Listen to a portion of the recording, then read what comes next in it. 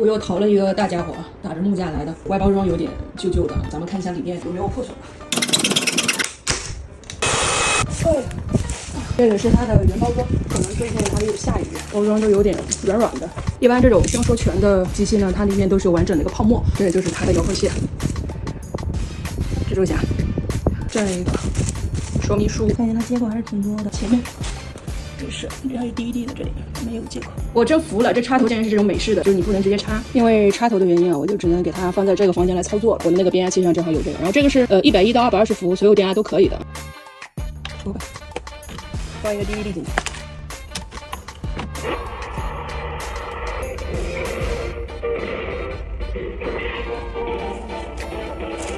这边有个问题啊，音量已经调到最大了，它的声音只能到这么大，就说明它的这个音响是需要打理一下的。咱们看一下这个遥控器啊，快进去，